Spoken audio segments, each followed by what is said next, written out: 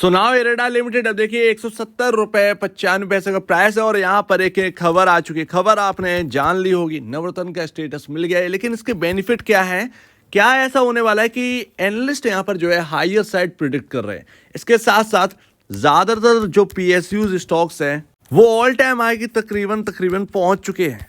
अपने जो हाईज उन्होंने बनाए थे वहां तक पहुंच चुके हैं। काफी सारे नाम है, जैसे कि आरवीएनएल आपका हो गया है, वो अपने हाईज पर पहुंच चुका है। और भी अगर आप देखेंगे जैसे कि आरईसी लिमिटेड हुआ, या फिर आप देखेंगे आईआरएफसी जो कि धीरे धीरे बढ़ने लगा है। ऐसे में इरेडा लिमिटेड का जो हाई है वो 215 रुपये है। और ये जो खबर आई है नवरत्न की, पॉसिबल है कि यहाँ पर ये स्टॉक अपने ऑल टाइम हाई तक जाता हुआ देखे इस खबर के बाद, इस खबर के चलते। और जैसा कि मैं आपको बता रहा हूं कि एक्सपर्ट यहाँ पर जो है वो बिग अपसाइड देख रहे हैं पीएसयू स्टॉक में आफ्टर सेंट्रल गवर्नमेंट्स नवरत्न स्टेटस।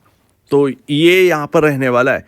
अब नवरत्न के बेनिफिट क्या है, जो स्टेटस मिला है उसमें ये ऐसा क्या होने वाला है जो कि इरेडा यहाँ पर जो है काया पलट हो सकता है। तो अगर कोई कंपनी नवरत्न बनती है, पीएसयू कंपनी कोई नवरत्न स्टेटस पाती है, तो उसको हक है कि 1000 करोड़ या 15% अपने नेटवर्थ का सिंगल प्रोजेक्ट पर इन्वेस्ट कर सकती है। यहाँ पर गवर्नमेंट से पूछने की जरूरत नहीं है, उनसे कोई परमिशन लेने की जरूरत नहीं है, अपने आप ही यहाँ पर कर सकते हैं। अगर ये नवरत्न स्टेटस नहीं मिलता तो पूछना पड़ता गवर्नमेंट से कि हम इधर पर एक सिंगल प्रोजेक्ट पर हम 500 करोड़ या 700 करोड़ रुपए लगाएं या नहीं लगाएं। लेकिन एक लिमिट है, यहाँ पर आपका जो एक नवरत्न स्टेटस मिला है उसमें आपको पूछने की तो जरूरत नहीं है। 1000 करोड़ का इन्वेस्टमेंट किसी सिंगल प्रोजेक्ट पर आप कर सकते हैं बिना गवर्नमेंट की परमिशन के। बट यहाँ पर आप देखेंगे कि होल ईयर, यानी कि आप पूरे एक साल की आपकी जो नेटवर्थ है उसका 30% आप जो है वो अपने इन्वेस्टमेंट कर सकते हैं। और ये एक लिमिट है, 1000 करोड़ से ऊपर नहीं होनी चाहिए। तो ये यहाँ पर आ जाता है। लेकिन 1000 करोड़ भी अगर आप देखें तो बहुत बहुत बड़ी बात रहती है। और ये स्टेटस का और आगे अपग्रेड होगा, यस अपग्रेड भी होगा। तो यहाँ पर मार्केट बंद होने के बाद एक अच्छी खबर आई है। मंडे के दिन यानी कल के दिन यहाँ पर खासा एक्शन हमें देखने को मिलेगा। अच्छा खासा एक्शन कहीं ना कहीं हमें देखने को मिल सकता है। वैसे भी 20% का यहाँ पर सर्किट है। एक और बात यहाँ पर जो है, मैंने एक और नाम नहीं जोड़ा, हुडको अगर आप देखेंगे तो यहाँ पर जो है वो ऑल टाइम हाई पर पहुँच चुका है। ये शुरुआत हो चुकी है पीएसयूज की। और जिस तरीके से अप्रैल मंथ यहाँ पर जो है एंड हो रहा है, अब हम जा रहे हैं जून 4 के लिए, ठीक है। इलेक्शन का रिजल्ट है, मई आपके पास बचा है। तो मई का महीना जो है वो कहीं ना कहीं पीएसयू का हो सकता है, ये आप ध्यान रखिएगा। मार्केट के अंदर एक बिग रैली बनती है 10 दिन पहले, इलेक्शन के 10 डेज पहले। जैसे कि 4 जून को यहाँ पर आ रहा है रिजल्ट, तो उसके 10 दिन पहले ही यहाँ पर जो है आप देखेंगे प्रीमियम कॉस्ट जो है वो बढ़ने लगती है।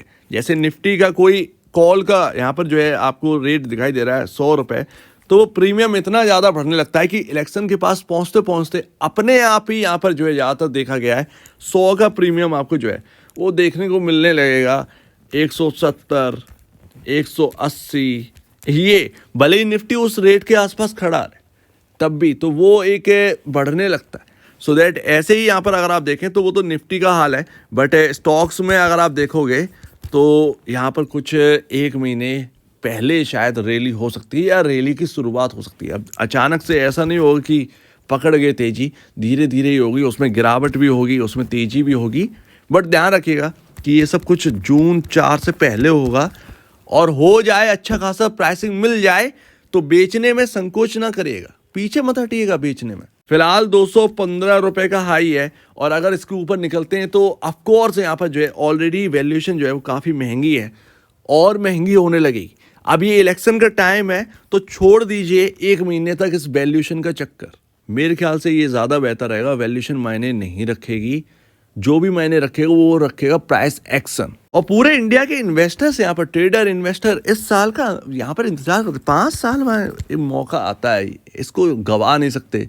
ये बहुत बड़ा इवेंट रहता है। उसके बाद आप यूएस का देखेंगे, उसके पहले यूएस से इलेक्शन से पहले आप बजट का देखेंगे। बजट में एडा जैसी कंपनियों का बहुत फोकस रहने वाला है, तो वो चीज़ यहाँ पर है।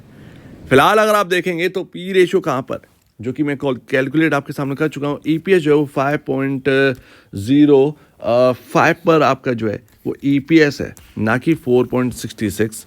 इसके साथ साथ पी रेशो जो है वो 36 नहीं है बल्कि 33.66 का पी रेशियो है, सो दैट अभी भी स्टिल अपने इंडस्ट्री पीयर से तो महंगा ही है। और सिर्फ इसमें महंगा नहीं है, प्राइस टू बुक वैल्यू भी तो महंगी है, 5.36 टाइम पर, सो दैट आप इसको इग्नोर नहीं कर सकते।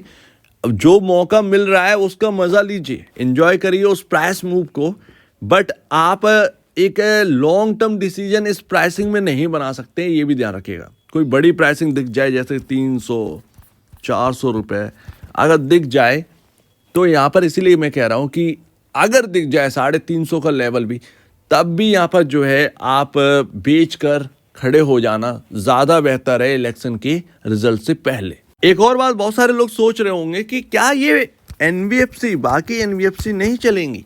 चलेंगी, बट पीएसयूज ज़्यादा रडार पर हैं, पैसा इधर ज़्यादा जाएगा बाकियों के कंपैरिजन। जैसे कि एसबीआई कार्ड आप देखेंगे, वो भी एक एनबीएफसी है, टॉप लीडिंग एनबीएफसी में आती है, बट उधर पैसा नहीं जाएगा, पैसा जाएगा पीएसयूज के अंदर, लोग चेज करेंगे। यानी कि आप ये समझिएगा, जब चेजिंग का यहाँ पर टाइम आ जाएगा, तो अगर आपको कोई 5% या 10% की गिरावट भी अगर आपको मिल गई, पता चला अगले दिन वो पूरी गिरावट ख़त्म, इतना मतलब यहाँ पर अगर आप खरीदोगे इस प्राइस एक्शन में, तो यहाँ पर गिरने का डर नहीं रहता है, उठने का। यहाँ पर जो है ना, आपने खरीदा, गिर भी गया, तब भी यहाँ पर नेक्स्ट डे पता चला रिकवर हो गया, तो वो पैसा यहाँ पर जो है ना, यही कहते हैं प्राइस एक्शन। तो यही होता है इलेक्शन में हर बार। अब वो मुझे पता है, मैं इलेक्शन ऑलरेडी देख चुका हूँ और उसमें अपनी पोजीशन बनाई है, तो मुझे पता है कि किस तरीके से 4 जून को बिहेवियर रहने वाला है। और वो इलेक्शन का रिजल्ट ओपन होने से पहले जब मार्केट ओपन होता है, तो आप ये समझिएगा स्टॉक कभी कभार लोअर सर्किट पर भी ओपन हो जाते हैं, ये भी होता है, रियलिटी है। और 5 मिनट में पूरा रिकवर हो जाता है, मिनटों में, मतलब लोग डर कर बेच देते हैं उसी वक्त। मेरा हुआ है, अशोक लेलैंड होल्ड कर रहा था, 10% नीचे खुला, मैं बेचकर तुरंत ही 9.15 पे निकला और पता चला रिकवर हो गया। सो दैट ऐसी चीज़ें होती हैं, क्योंकि रुझान आने लगते हैं ना, तो वो चीज़ उसके ऊपर मार्केट देखता है। पता चला 300 पॉइंट ऊपर निफ्टी ओपन हुआ, वो नीचे हो गया, खुलते ही यहाँ पर जो है 300 पॉइंट नीचे हो गया, तो वो 600 पॉइंट की मूव मिल गई, वो उस दिन कुछ नहीं मायने रखता, वो बहुत बवाला वाला दिन है। खैर, एंड लास्ट यहाँ पर देखिए, तो उससे पहले यहाँ पर जो है पीएसयू यानी कि आपके एडा के अंदर तेजी बन सकती है, बन जाए तो यहाँ पर जो है ध्यान रखिएगा, आगे बढ़ने दो, जिसको जो हाथ में मिल जाए लगने दो, बट अपना बेचकर खड़े होना है। यहाँ पर 181 का लेवल क्रॉस करना है। एंड लास्ट यहाँ पर आप देखिएगा ट्रेंड लाइन जारी है, और ये आपकी है मार्च 2024 से स्टार्ट है ये ट्रेंड लाइन से ही सपोर्ट ले लेकर भाई साहब चल रहे हैं। और जब भी ये स्टॉक में आपको बताऊं, सुजलॉन में ऐसा हुआ था, 2-3 स्टॉक ऐसे ही थे जिनके साथ ऐसा हुआ था, और लगातार ट्रेंड लाइन को कवर करते करते वो हायर साइड चले गए। तो ये सारी चीज़ें होती, ट्रेंड लाइन बहुत ही बेनिफिट यहाँ पर जो है देता है, और जब भी स्टॉक ऐसे फॉलो करता है तो उसको हमें एक रडार पर रखना ही चाहिए। तो यहाँ पर 181 का लेवल क्रॉस करना है, और यहाँ पर जिस तरीके से ट्रेंड लाइन फॉलो कर रहा है, कहीं ना कहीं आपको जो है वो बिग अपसाइड शायद मिल जाए, तो कोई बड़ी बात नहीं है, तो इस पर ध्यान रखिएगा। नवरत्न स्टेटस मिला है, सब लोग यहाँ पर फोकस में रख रहे हैं एडा को, बाकी आप कैसी पोजीशन बनाएं उसके ऊपर निर्भर करता है। लोअर लेवल्स जो लगे थे 130 रुपये के अराउंड का, शायद 121 के अराउंड का लोअर लेवल लगा था, वो बहुत अच्छी जगह थी खरीदने के लिए। जिन्होंने भी पोजीशन बनाई है, एक छोटा सा स्टॉप लॉस रखना भी हो तो रखिएगा, नहीं रखना है तो कोई बात नहीं है, लेकिन आपको जो है वो अभी जो एक प्राइस मूव आ रहा है उससे आपको हटना नहीं है, ठीक है, उससे आपको हटना नहीं है। प्राइस का यहाँ पर जो है बढ़ना ज़्यादा पॉसिबिलिटी यहाँ पर लग रही है, तो आप जो लोअर लेवल पर बाई कर रखे हैं, जिसने भी 150, 140, 130 जिस पर भी बाई कर रखा है, वो बस यहाँ पर प्राइस का मजा लीजिए, ज़्यादा बेहतर है। तो आप क्या कह रहे हैं इसके ऊपर कमेंट सेक्शन में, और आप बड़ी देखने के लिए बहुत धन्यवाद दोस्तों।